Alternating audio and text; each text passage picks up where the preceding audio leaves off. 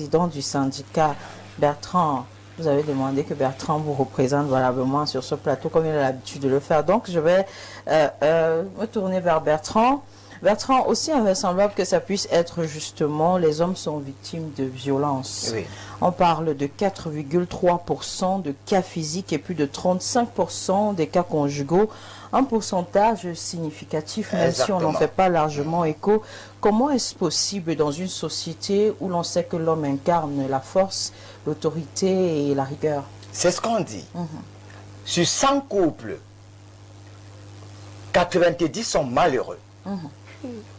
Et sur 100 personnes mariées, 90% des hommes sont frustrés, martyrisés, spoliés et vilipendés par leurs femmes. Je voudrais vous dire que les hommes sont plus violentés dans les couples que les hommes sont plus violentés dans les couples que les femmes. Ah bon? Moi, avant, je croyais que se marier, c'est dans la Bible, on dit que si tu veux le bonheur, tu te maries. Oui. Mais moi, ça fait 13 ans que je suis en prison. Je suis en prison. Moi, avant de me marier, j'étais un garçon heureux. Je montais, je vadouillais, j'étais un gars bien. La violence a commencé dans les fiançailles. Oh, je suis ta ménagère. On te violente. Tous les jours, on ne fait que te violenter. Maintenant que tu pars pour l'épouser, c'est encore une autre forme de violence. Je voudrais définir les termes, parce qu'il faudrait que c'est ma virgule pour que les gens prennent des notes quand je vais parler. C'est une victime qui parle ce soir. Voilà. Violence, c'est une atteinte à l'intégrité physique, psychologique, voire morale d'une personne. Oui. On a coutume de dire féminicide, forme de violence basée sur le genre féminin. Mais ce qu'on a oublié, c'est que quand tu vois un homme qui a tué sa femme, si tu fouilles bien, c'est même lui la victime. C'est lui la victime, on n'en parle pas trop. Nous, les hommes, nous subissons, vous ne pouvez pas imaginer. Parfois, tu même la femme comme ça, c'est encore lui qui pleure. C'est à cause d'elle que lui, il est comme ça. Les hommes pleurent. Il pleure parce que vraiment, c'est la société qui agit en lui. Oh, l'homicide, c'est quoi? C'est l'action de tuer un être humain. Les hommes sont les plus violentés par les femmes dans notre société. Une société meurtrie où les valeurs morales sont bafouées, les inégalités sont énormes, les comportements à la fois immoraux et amoraux. Est-ce que vous savez que si on se réfère aux dernières statistiques publiées par l'OMS, le Cameroun est le 5e pays sur la planète Terre où le taux de suicide est revu à la hausse. C'est-à-dire sur 193 pays que l'on compte sur la planète Terre, le Cameroun est le 5e pays où le taux de suicide est le plus élevé. Est-ce que ce sont les hommes qui se suicident? Oui. Dans la même statistique, c'est démontré que sur 100 personnes qui se sont suicidées au Cameroun, 95 étaient les hommes. Sérieusement? L'homme meurt pour la femme meurt pour de l'argent. Hey. Ça, au moins, il faut le savoir. Non, Bertrand. Oui. Je dis bien, l'homme meurt pour la femme meurt pour de l'argent. Jamais. Allez par exemple au quartier Madagascar. Vous connaissez Madagascar ici à Yaoundé, non? Vous allez voir que dans ce quartier, les hommes sont morts, les femmes sont restées veuves. Sérieusement? Oui, les hommes meurent que les femmes. Regardez un peu sur 100 personnes. Allez à la morgue, non, vous regardez les qui trépassent que les qui. Vous allez voir que... Mais est-ce que c'est à cause des femmes? C'est à cause des femmes que les hommes passent des vies à trépas. Chérie, c'est mon heure de gloire. Elle a connu une forme de violence. Sauf que j'ai pu m'exprimer. Parce qu'aujourd'hui, nous, on va tout déballer. J'ai été de disant tout à l'heure que, d'après l'OMS, le Cameroun est le 5e pays où le taux de suicide est revu à la hausse. Et dans les mêmes statistiques, c'est démontré que sur 100 personnes suicidées au Cameroun, 95% sont les hommes. Et pourquoi est-ce que les hommes se suicident? C'est à cause des femmes. La femme meurt pourquoi? Pour de l'argent, alors que l'homme meurt pour la femme. J'ai pris un cas qui est les gens allés au quartier Carré jusqu'à Madagascar, vous allez voir que là-bas, il n'y a que les femmes qui sont veuves. Il y a rarement des veufs. Pour dire quoi? Nous souffrons. Nous sommes un peu comme le serpent. Tu tues le serpent, il meurt sans crier. Nous n'avons pas l'habitude de nous pleurer. On dit c'est comme ça, on va faire comment? Dieu nous a punis. On souffre en emploi fini. Mais comment c'est possible? Avec toute la force qu'incarne l'homme. La violence n'est pas seulement physique, la violence est psychologique, la violence est morale. Salomon a eu 300 femmes, 700 concubines. Et quand il mourait, il a dit, jusqu'à là, je n'ai pas trouvé une seule qui a pu me satisfaire. Donc pour dire que quoi, ce n'est pas facile pour un homme de trouver une femme sans qu'il ne soit violenté au quotidien. Moi, je prends un cas qui est légion. Tu prends une femme, comme ça a été le cas pour moi, ça fait avant, parce que moi, ça fait 13 ans que je suis marié.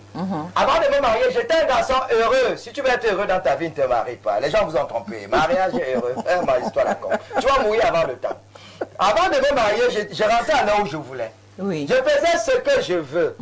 Maintenant, on a commencé à me violenter. Oh, je suis venu ici, je suis ta boniche, va m'épouser. Tout le monde m'a affecté psychologiquement. J'avais mes pauvres 5 millions, j'aurais pu aller me lancer dans un commerce et tout. J'ai porté aller dans un village et donner à manger à toute une population. Et comme cela ne suffisait pas, quand on te demande la dot, ta femme te dit, tu crois que c'est facile? J'ai fait les études, non? C'est-à-dire, elle Elle est de connivence avec sa famille pour qu'on te violente. Tu arrives, on te demande 12 porcs, les hippopotames, les chèvres, j'en passe. Moi, le jour... Les hippopotames. Tout le monde demande d'autres. Et elle est contente, hein, parce que la femme, elle voit l'homme souffrir. Ma grande soeur a pleuré le jour de ma dot. Et j'ai compris que là où je suis en train d'aller là, le moyen, ça me plaît qu'à la femme. Hein. Parce que quand tu arrives avec elle, on dit, oh, aïe, aïe, c'est elle qui est contente. Toi, tu es en train de souffrir. Regardez les hommes qui se marient là. Lui-même, il est en train de mesurer le poids, la responsabilité. Voilà tes 5 millions que tu as passé 15 ans à chercher. Tu bousilles en 2 heures de temps. Elle est en joie. Toi, tu es endetté. Première forme de violence. Autre chose maintenant. Regardez un peu les femmes entre 40 ans et 50 ans. Toutes les femmes veulent divorcer pour rien. Quand la femme a bien 40 ans, une étude statistique entre 40 ans et 50 ans, demande le divorce. Les femmes commencent à porter les chaînes aux pieds. Regardez les femmes qui ont les chaînes là dehors. C'est les femmes entre 40 et 50 ans. Oui. Elles ont les chaînes aux pieds. Elles commencent à teinter leurs cheveux. L'homme maintenant est traité comme une table rase, un machin, une rienneté. Il devient de la poubelle. Maintenant, quand tu commences, quand tu dis chérie, bonjour, elle te dit un imbécile, un salopard. J'ai rencontré une récemment, je lui fais la cour, il dit chérie, tu es mariée, elle me dit le pauvre imbécile, ne parlons plus de lui, il ne vaut pas la peine. Vous voyez, quelqu'un qui a pris le temps de te faire achever la puberté, tu taxes la personne de racaille, ton mari, juste parce que le monsieur a eu une méningite à cause de toi. Juste parce que le monsieur a eu un diabète, il ne fonctionne plus bien, il devient n'importe quoi, une poubelle. Et maintenant, là, tu vas te pavaner, le tromper en emploi, finir devant tout le monde. Les femmes nous tuent au quotidien. Et les femmes entre 40 et 50 ans, elles mettent les chaînes aux pieds pour dire qu'elles sont déjà libres désormais, tu ne sais plus rien du tout. Oui. Elles commencent à teinter les cheveux. Tu dis, chérie, on m'a dit à l'hôpital que j'ai un début de diabète, elle veut que tu meurs. Elle veut que je ne dois plus consommer le sel, c'est à ce moment qu'elle remplit le sel. Toutes les femmes veulent tuer leur mari. Moi, je voudrais conseiller les hommes, quand ta femme a 40 ans, commence à manger, quand elle te sert le repas, mange avec ton fils ou avec elle. C'est à ce moment-là que tu commences à l'énerver. Oui, tu l'énerves, elle ne veut plus de toi. On t'a interdit le sel, elle met le sel. On t'a interdit le cube, elle met le cube.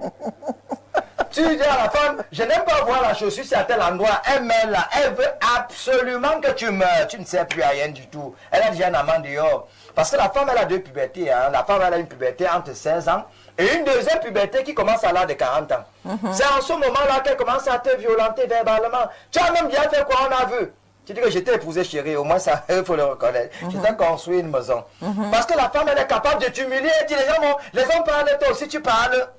Je vous dis que les hommes meurent comme le serpent, ne crient pas, on souffre en un point fini. Combien de femmes sont soumises? Je parie que même les femmes qui sont islamiques sont moi, pas je soumises. suis soumise.